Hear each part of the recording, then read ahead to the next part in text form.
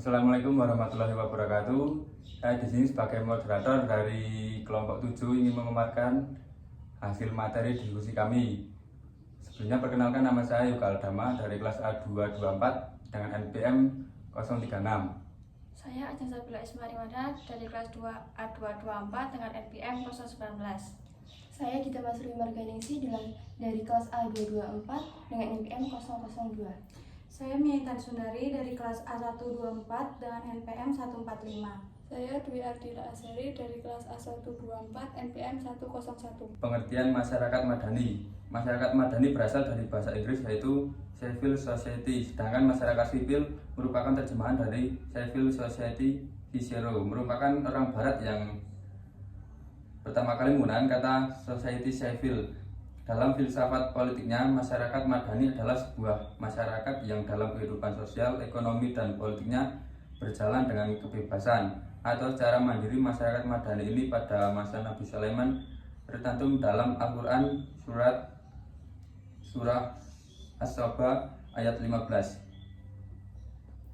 Adapun ciri-ciri masyarakat madani, yang pertama yaitu adanya pluralisme, pengakuan adanya suatu keberagaman baik dalam aspek budaya, agama maupun politik dalam suatu masyarakat. Sikap ini mengajarkan bahwa pentingnya saling menghormati dan menghargai terhadap adanya perbedaan keberagaman. Yang kedua yaitu ada ruang publik yang bebas. Ruang publik yang bebas ini untuk setiap individu atau kelompok dalam menyampaikan pendapatnya. Secara teoris, free public sphere ini dapat diartikan sebagai wilayah yang dimana masyarakat memiliki akses penuh terhadap setiap kegiatan publik seperti menyampaikan pendapat, berserikat, serta mempublikasikan informasi kepada publik. Yang ketiga ada demokratisasi. Tanpa adanya demokratisasi, masyarakat madani atau civil society tidak akan terwujud. Demokratisasi ini dapat terwujud melalui penegakan pilar-pilar demokrasi yang meliputi kebebasan pers, lembaga swadaya masyarakat, supremasi hukum, partai politik, dan perguruan tinggi.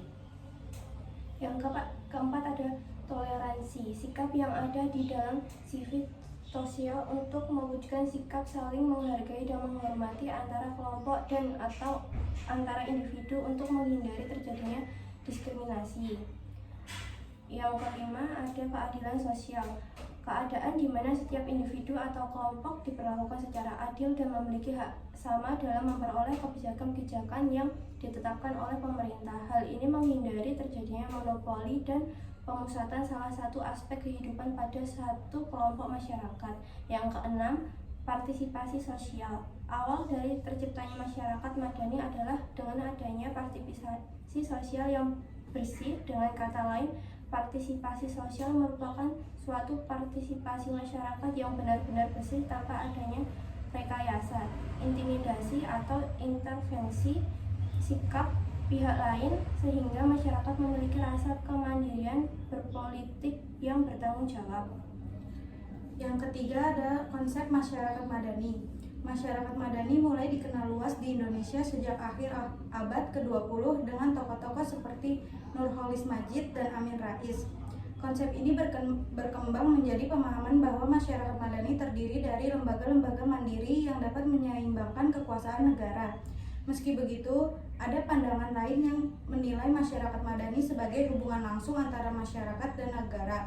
Di Barat, konsep ini muncul pada masa pencerahan dengan pemikiran John Locke dan Immanuel Kant. Sering dikaitkan dengan hubungan antara masyarakat dan negara. Sementara itu, cendekiawan Muslim mengaitkan istilah madani dengan madaniyah, yang berarti peradaban, mencakup toleransi, keterbukaan terhadap pandangan politik, dan perilaku sosial. Adapun usaha untuk mewujudkan masyarakat madani, yang pertama berkembangnya modal manusia atau human capital, dan modal social capital, yang kondusif bagi terbentuknya kemampuan dalam melaksanakan tugas-tugas kehidupan dan terjalinnya kepercayaan dan relasi sosial antar kelompok.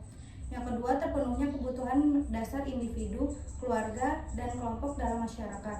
Yang ketiga, terselenggaranya sistem pemerintahan dan memungkinkan lembaga ekonomi, hukum, sosial berjalan secara produktif dan berkeadilan sosial. Yang keempat, tidak adanya diskriminasi dalam berbagai bidang pembangunan. Dengan kata lain, terbukanya akses terhadap berbagai pelayanan sosial. Yang kelima, adanya jaminan kepastian dan kepercayaan antara jaringan-jaringan kemasyarakatan yang memungkinkan terjalinnya hubungan dan komunikasi antar mereka secara teratur, terbuka, dan terpercaya. Yang keempat, tujuan masyarakat madani. 1. Setiap individu dapat memenuhi kebutuhannya sendiri maupun orang lain. 2. Menumbuhkan rasa persatuan di lingkungan masyarakat. 3. Membangun sistem pemerintahan yang adil dan produktif. Tujuan agar terciptanya masyarakat madani adalah agar segala macam bentuk kemajuan dan pembangunan di masyarakat dapat sepenuhnya dirasakan oleh masyarakat. Adapun kesimpulan dari materi di atas adalah masyarakat madani berasal dari konsep sivil sosial yang mengacu pada masyarakat yang mandiri dan berada dalam berbagai aspek sosial, politik, dan ekonomi. Konsep ini mencerminkan kebebasan berpendapat, keberagaman atau pluralisme, keadilan sosial, serta partisipasi aktif masyarakat dalam kehidupan bernegara. Masyarakat madani bertujuan menciptakan lingkungan tanpa diskriminasi di mana setiap individu dapat memenuhi kebutuhan sendiri dan berkontribusi pada kesejahteraan bersama, menciptakan persatuan serta membangun sistem pemerintahan yang adil. Sekian pemaparan dari kelompok kami. Kurang lebihnya mohon maaf. Assalamualaikum warahmatullahi wabarakatuh.